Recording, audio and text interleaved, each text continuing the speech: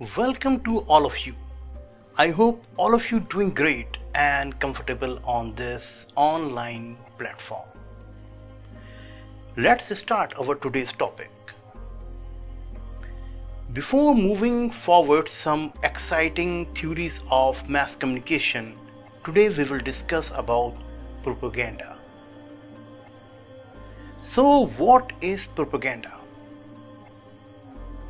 Propaganda is the dissemination of information, facts, arguments, rumors, half-truths or lies to influence public opinion. Deliberateness and a relatively heavy emphasis on manipulation distinguish propaganda from casual conversation or the free and easy exchange of ideas. Connotation of the term propaganda. The word propaganda itself, as used in recent centuries, apparently derives from the title and work of the organization of Roman Catholic cardinals, that was Congregatio de Propaganda Fide, means Congregation for Propagation of the Faith. It was founded in 1922 to carry on missionary work. Propaganda model of communication. Propaganda model of communication was developed to explain how propaganda, systematic biases, pressures, and constraints have been influencing mass media. The model explains how economic, social, and political policies are manufactured in order to manipulate the populations for the welfare of those groups with power and money. The founders of this model mostly concentrated on the population and media of the USA for the research, but this theory is universally applicable. Let's have a look of World War I propaganda.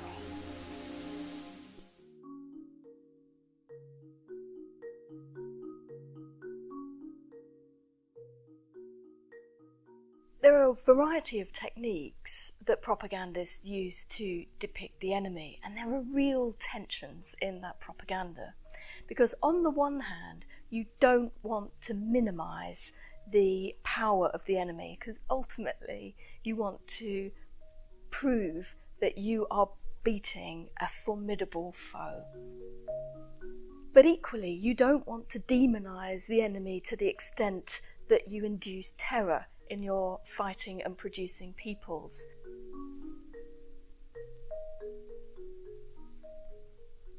These postcards are a good example of the variety of propaganda images concerning the Germans.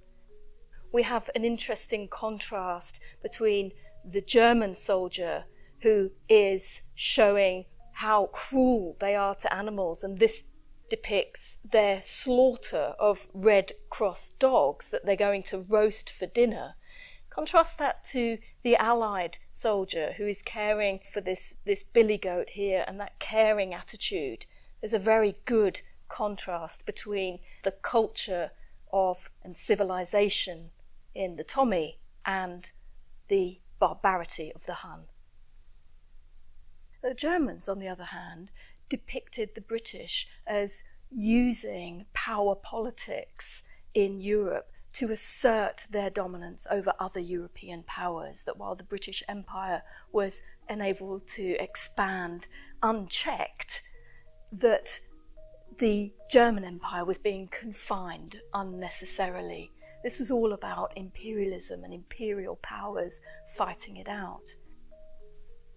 And the Germans also depicted perfidious Albion, the idea of British hypocrisy, that while the British were condemning the Germans for their suppression of peoples, the British Empire, of course, was suppressing their peoples in Ireland, in India, in Egypt, across the Middle East. So German propaganda really pointed to their own civilization, moral superiority in culture, while pointing to the hypocrisy of British imperialists.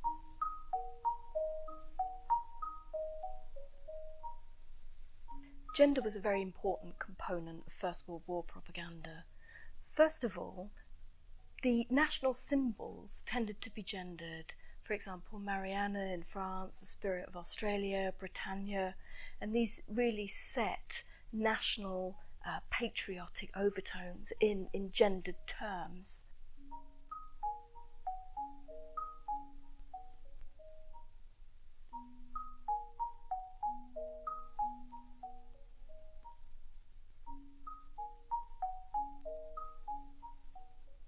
These postcards were representative of women as symbols of the nation.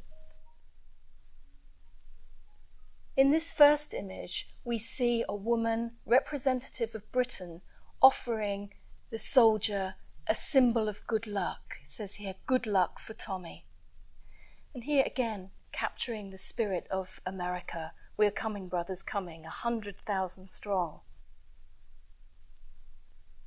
This could also translate into representing the suffering of the nation. Here, the old woman represents the pity, the sorrow of Belgium.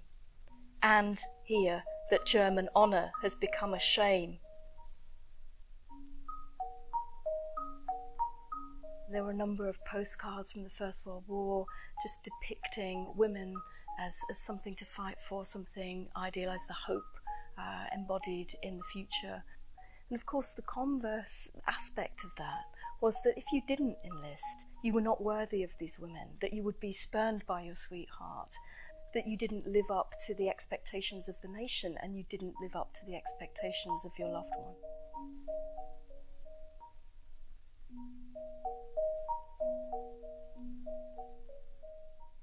All of these postcards depict the woman as sweetheart, and here she is the promise of what awaits when the soldier returns home. Here's a pipe dream. He's imagining her at home, waiting for him. And again, he who serves wins the girl, the VC for valour pinned on here by the girl. And here, again, khaki is the style for men. Khaki, to be in the army, attracts the woman. The hope that love could bring to the soldier on the front lines is captured beautifully in this postcard here. Here the soldier is happy when his sweetheart loves him, but sad if she does not. There are a number of tensions in propaganda depicting women in the First World War. First of all, there's the tension between the propaganda that depicted women as vulnerable in need of protection, but also as active participants in the war, as combatants in some of the Serbian propaganda, for example. And there's also one of the most profound tensions, of course, comes out in the role of the munitions worker, because on the one hand, these women are manufacturing the weapons, the bullets that the men are going to fire at other men. These are the weapons of destruction and death. But on the other hand, they're also the mothers of the next generation. So they're simultaneously responsible for life and death in the propaganda of the First World War.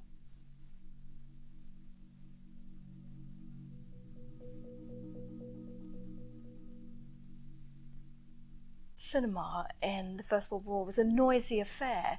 It was full of participation, noise, people speaking, agreeing, disagreeing, booing, shouting. So it wasn't just something to sit back and consume. This was something to be active with. This was something that audiences could participate with. And therefore, gradually, the authorities realised that it could be a very powerful means of communicating with mass audiences.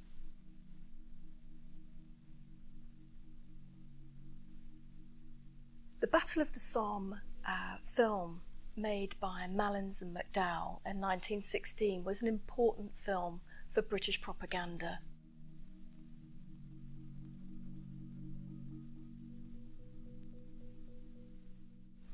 It was the first film that really showed what war was like on the front lines, and for this reason it was hugely popular among British audiences. Millions of people flocked to see it. And that's because There was a certain humanity in this film. You could see in the faces of the soldiers the pain, the anguish, the difficulties of the struggle at the front lines.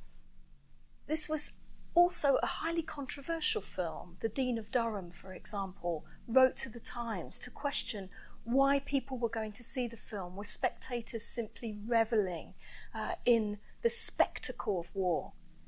But others challenged that and said, well, what matters about this film is that it gives a human face to what our boys are suffering on the front lines.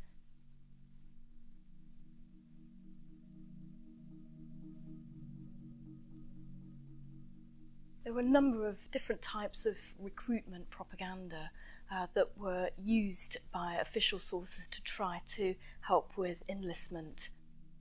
The first really concentrated on protecting your family, protecting what was dear to you, so it was very personal in nature.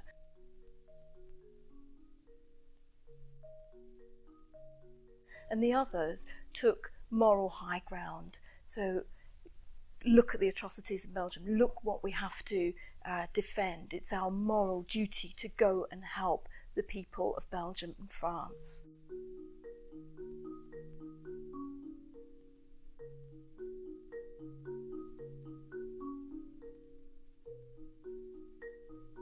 It also focused on your duty to one another, to the community, to the country, that if others were going, why were you not going?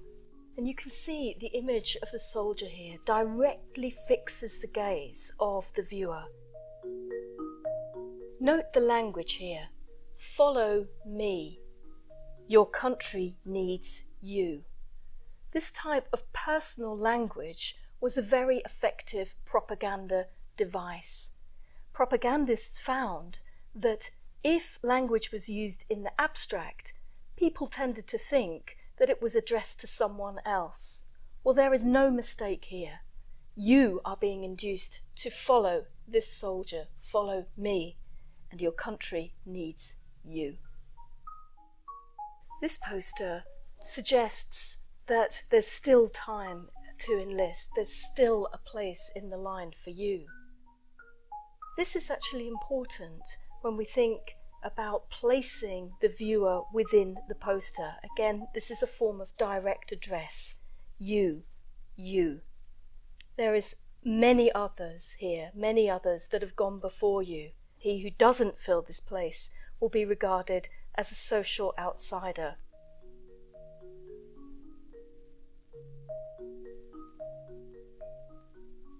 The impact of propaganda is extremely difficult to work out. The general consensus is that propaganda only serves to sharpen or crystallize views already present. And in that sense, the propaganda of Britain, of the Allies in the First World War, was successful in that it took pre-existing beliefs of the Germans, of the developing power relations in Europe, and sharpened them. Propaganda set the war in a comprehensive, moral, explanatory framework. But quite how far individual aspects of propaganda succeeded in completely turning people's views is much more contentious, much more debatable, and much more difficult for historians to say with any real certainty. Well, World War I changed America. The entry of the United States into World War I changed the courses of the war, and the war in turn changed America. Let's watch how America used propaganda tools to mobilize its army and people after April 1917.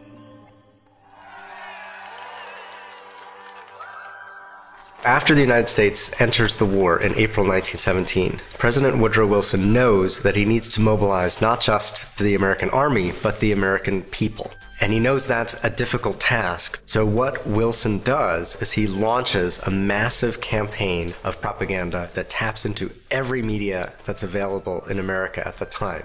This includes newspapers, movies, posters, toys and games for children, all aspects of popular culture. In some ways, this new propaganda machine is not so different from this new industry called advertising. But now all of those techniques are being turned to advertising the American war effort. The primary person behind this effort is George Creel, who presents Wilson with the opportunity to turn this propaganda machine into a government agency, the Committee on Public Information, or CPI.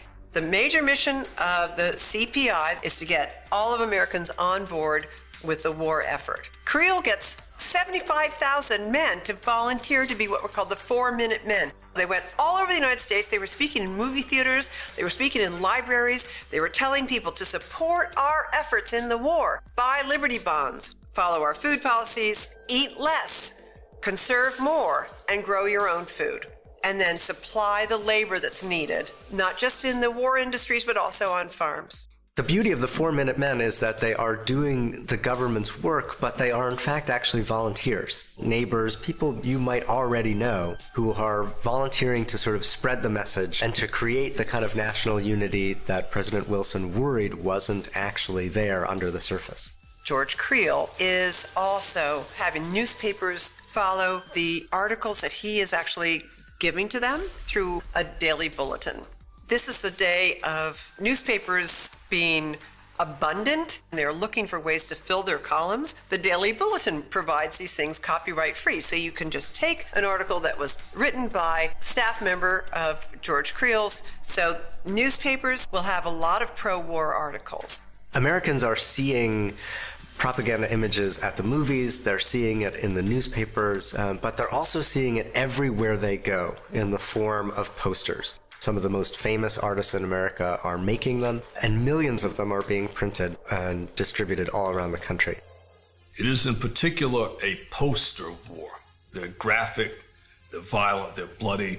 There's one of the Kaiser as a giant spider attempting to spread his hairy legs all over the globe. Sometimes it's how awful Germans are. There's an image of a German soldier dragging a young girl. Posters that encourage people to leave the meat and the bread for the soldiers. You'll see images of women for the Land Army, support for the YMCA.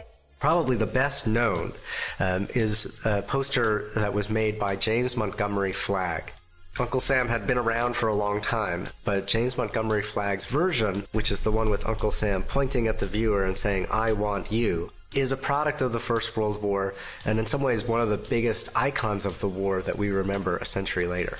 Creel is hugely successful. There are a lot of people who hate Creel, and there will be people who protest against him. And many First Amendment rights will be squashed. But the majority of Americans are influenced by his propaganda machine and get behind the war effort. You do have these pockets of people who are reluctant, who say, I don't believe in war. I don't think this war is just. I won't fight. You are likely to end up in prison for your ideas in these conditions.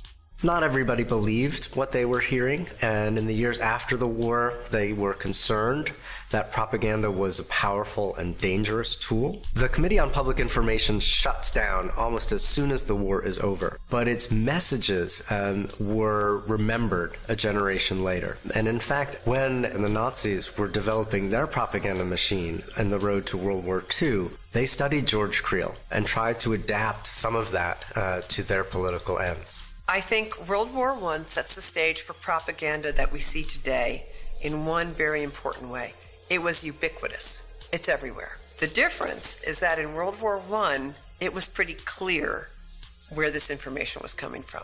And today, we might be getting messaging that we don't quite necessarily recognize as propaganda. We see that although propaganda is necessary in any modern war, you have to convey what you are fighting for. It's also dangerous, right? It can distort messages. It can get people to experience emotions like fear and hate. A century later, we still live with those powerful and dangerous legacies of what we created in World War I. History of propaganda model. Propaganda model of communication was first introduced in 1988 by the two American philosophers, Noam Chomsky and late Edward Samuel Harman, who was a professor emeritus of finance at the Wharton School of Business. Through their book, Manufacturing Consent, the Political Economy of the Mass Media. The ideas of this theory are derived from the works done by late Harold Lasswell on wartime propaganda during the 20s to the 40s and by late Jekyll on the sociological techniques of propaganda and the media during the 50s and 60s. Propaganda Model Theory. As written in their book by Chomsky and Harman, a propaganda model focuses on this inequality of wealth and power and its multi-level effects on mass media interests and choices. It traces the routes by which money and power are able to filter out the news fit to print, marginalize dissent, and allow the government and dominant private interests to get their messages across the public. This theory views media as a business which sells its products to other businesses that do their advertising in the media rather than disseminating news for the public.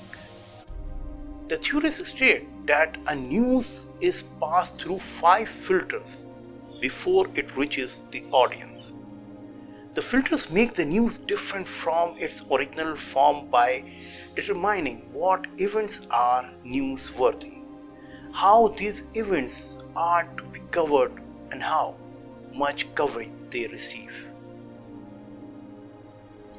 Financial ownership. The major news distributors are a part of large corporations and conglomerates. As a result, the information provided to the public largely depends upon the interests of these organizations, which in turn has a direct impact on the quality of the news.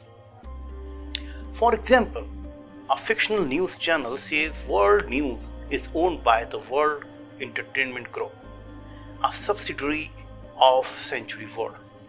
World News is unlikely to publish any news which may endanger the benefit of its owners.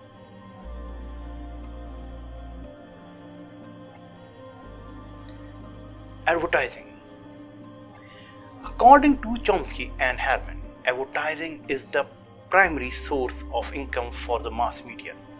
The media would have to bear a heavier cost of operation and production if the advertisers weren't there to fund them. Thus, it is needless to say that the media would filter the news in favor of their fund providers, often for the sake of their existence. For example, a corporate organization may threaten the mass media to withdraw their sponsorship contract if the media publishes any content that may damage the reputation of the organization. It is therefore against the interest of the media to produce such news which is contrary to the belief of their sponsors. Sourcing news. The cost of posting journalists everywhere would be excessively high for the mass media.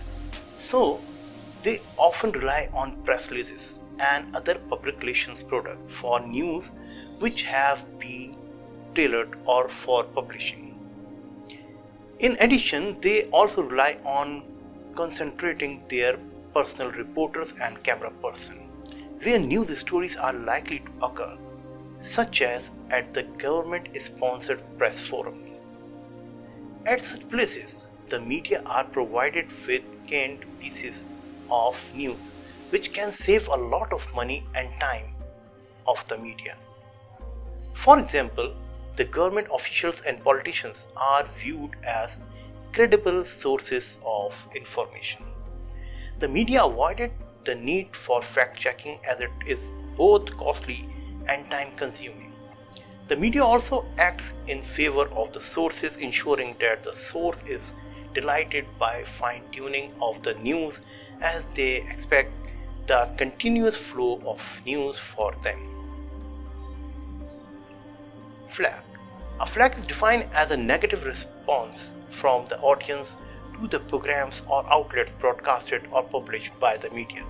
A flag can be of various types such as lawsuits, complaints, government sanctions or petitions. Flags on a large scale is destructive to the media. So the media always have an eye for the negative responses. The fear for flags forces the media to thoroughly look on the material and filter the information, especially before publishing news about public figures with huge fandoms in an attempt to avoid such stories which may bring negative responses to the media. For example, most of the mass media avoid publishing news which projects a negative image of religious leaders until and unless they have a strong evidence in order to protect the media's reputation among the public. Firing on air personnel for expressing opinions which are viewed as controversial or not favoring the media against also explain how the mass media try to avoid flag. Anti-communism. Chomsky and Harman have labeled anti-communism as a national religion and control mechanism. This filter mobilizes the population against a common enemy while portraying the opponents as insufficiently patriotic or in alliance with the enemy. For example, many American corporations and elite groups considered that the communism was an evil as it took their wealth and power from them and threatened their status. These elites, who are also the owner of the mass media, have adopted a policy to censor the articles and news which reflects the positive side of communism. Upgrades to the model. Chomsky and Harman republished their work in 2002 with minor updates to the model. The updates were based on the case studies related to three major factors: the dramatic centralization of the mass media that took place in the 90s, the increased globalization due to the rise of the internet, the deregulation and reduction of budgetary pressure to support non-commercial media. Criticism of propaganda model. There have been a few criticisms for this model. In 2004, Eli Lehrer wrote in his book, The Anti-Chomsky Reader, that the media is not a monolithic entity. He believes that the media is not biased because there are pieces of evidence when it has reported on and exposed cases of corporate corruption. Another critic of this theory is Walter Lefebvre, writing for the New York Times. The historian criticized Chomsky and Harman's book, Manufacturing Consent. He stated that the model does not adequately explain how a powerful propaganda system would let military aid to the counter-rebels be blocked. So, in a nutshell, we can say that the ultimate goal of propaganda is to entice the recipient of the message to come to voluntarily accept the propagandist position as if it was one's own. So that is all for today. Next time we'll discuss some other theories of mass communication. Till then, take care.